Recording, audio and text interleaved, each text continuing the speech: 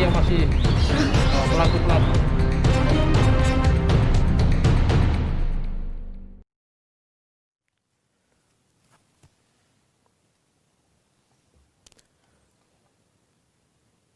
Assalamualaikum warahmatullahi wabarakatuh.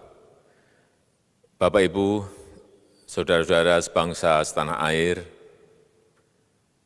pagi tadi saya telah memimpin rapat terbatas secara virtual tentang Undang-Undang Cipta Kerja bersama jajaran pemerintah dan para gubernur. Dalam undang-undang tersebut terdapat 11 klaster yang secara umum bertujuan untuk melakukan reformasi struktural dan mempercepat transformasi ekonomi.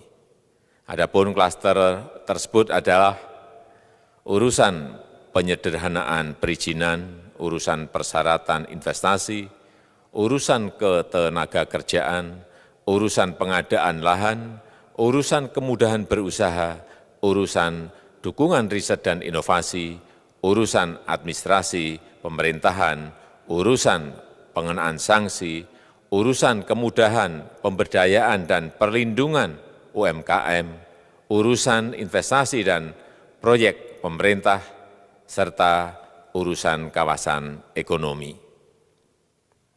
Dalam rapat terbatas tersebut, saya tegaskan mengapa kita membutuhkan Undang-Undang Cipta Kerja.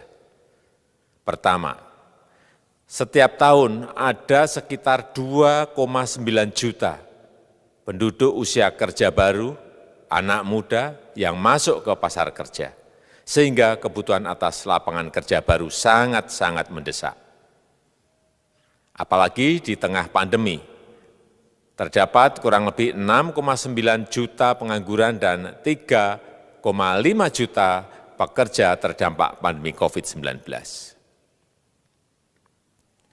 Dan sebanyak 87% dari total penduduk bekerja memiliki tingkat pendidikan setingkat SMA ke bawah, di mana 39% berpendidikan sekolah dasar. Sehingga perlu mendorong penciptaan lapangan kerja baru, khususnya di sektor padat karya. Jadi, Undang-Undang Cipta Kerja bertujuan untuk menyediakan lapangan kerja sebanyak-banyaknya bagi para pencari kerja serta para pengangguran. Kedua, dengan Undang-Undang Cipta Kerja akan memudahkan masyarakat, khususnya usaha mikro kecil, untuk membuka usaha baru. Regulasi yang tumpang tindih dan prosedur yang rumit dipangkas. Perizinan usaha untuk usaha mikro kecil UMK tidak diperlukan lagi, hanya pendaftaran saja. Sangat simpel. Pembentukan PT atau perseroan terbatas juga dipermudah. Tidak ada lagi pembatasan modal minimum. Pembentukan koperasi juga dipermudah. Jumlahnya hanya 9 orang saja. Koperasi sudah bisa dibentuk. Kita harapkan akan semakin banyak koperasi-koperasi di tanah air.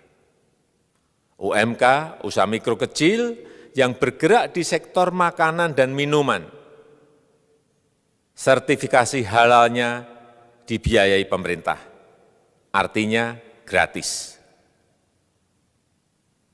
Izin kapal nelayan penangkap ikan misalnya, hanya ke unit kerja Kementerian KKP saja. Kalau sebelumnya harus mengajukan ke Kementerian KKP, Kementerian Perhubungan, dan instansi-instansi yang lain. Sekarang ini cukup dari unit di Kementerian KKP saja. Ketiga, Undang-Undang Cipta Kerja ini akan mendukung upaya pencegahan dan pemberantasan korupsi. Ini jelas karena dengan menyederhanakan, dengan memotong, dengan mengintegrasikan ke dalam sistem perizinan secara elektronik, maka pungutan liar, pungli dapat dihilangkan. Namun, Saya melihat adanya unjuk rasa penolakan Undang-Undang Cipta Kerja yang pada dasarnya dilatar belakangi oleh disinformasi mengenai substansi dari undang-undang ini dan hoax di media sosial. Saya ambil contoh, ada informasi yang menyebut tentang penghapusan UMP, upah minimum provinsi, UMK, upah minimum kota kabupaten, UMSP, upah minimum sektoral provinsi. Hal ini tidak benar, karena faktanya upah minimum regional, UMR, tetap ada. Ada juga yang menyebutkan bahwa upah minimum dihitung per jam. Ini juga tidak benar. Tidak ada perubahan dengan sistem yang sekarang. Upah bisa dihitung berdasarkan waktu dan berdasarkan hasil. Kemudian adanya kabar yang menyebutkan bahwa semua cuti sakit, cuti kawinan, cuti khitanan, cuti baptis, cuti kematian, cuti melahirkan, dihapuskan. Dan tidak ada kompensasinya. Saya tegaskan juga ini tidak benar. Hak cuti tetap ada dan dijamin. Kemudian apakah perusahaan bisa mem-PHK kapanpun secara sepihak? Ini juga tidak benar. Yang benar, perusahaan tidak bisa me-PHK secara sepihak. Kemudian juga pertanyaan mengenai benarkah jaminan sosial dan kesejahteraan lainnya hilang. Yang benar, jaminan sosial tetap ada. Yang juga sering diberitakan tidak benar adalah mengenai dihapusnya AMDAL, analisis mengenai dampak lingkungan. Itu juga tidak benar. AMDAL tetap ada. Bagi industri besar harus studi AMDAL yang ketat. Tetapi bagi UMKM lebih ditekankan pada pendampingan dan pengawasan. Ada juga berita mengenai Undang-Undang Cipta Kerja ini mendorong komersialisasi pendidikan. Ini juga tidak benar. Karena yang diatur hanyalah pendidikan formal di kawasan ekonomi khusus, di KEK. Sedangkan perizinan pendidikan tidak diatur di dalam Undang-Undang Cipta Kerja ini. Apalagi perizinan untuk pendidikan di pondok pesantren. Itu tidak diatur sama sekali dalam Undang-Undang Cipta Kerja ini. Dan aturannya yang selama ini ada tetap berlaku. Kemudian diberitakan bahwa keberadaan bank tanah. Bank tanah ini diperlukan untuk menjamin kepentingan umum, kepentingan sosial, kepentingan pembangunan nasional, pemerataan ekonomi, dan konsolidasi lahan serta reforma agraria.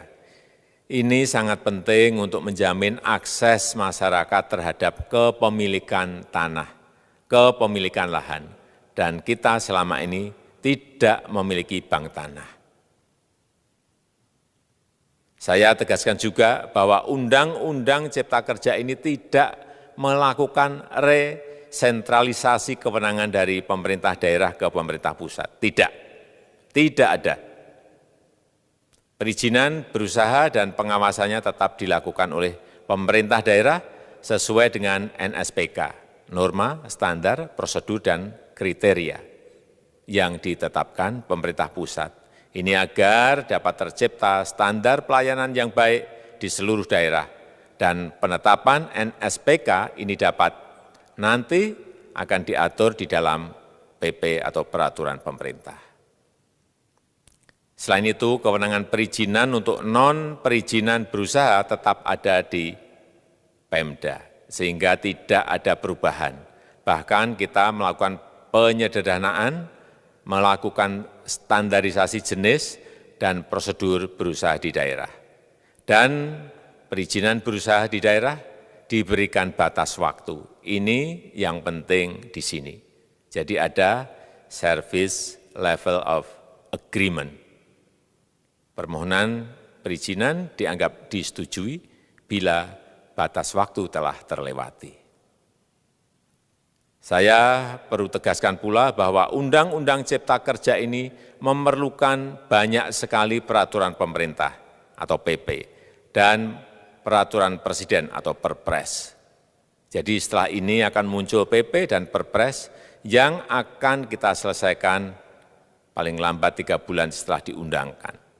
Kita pemerintah membuka dan mengundang masukan-masukan dari masyarakat dan masih terbuka usulan-usulan dan masukan dari daerah-daerah.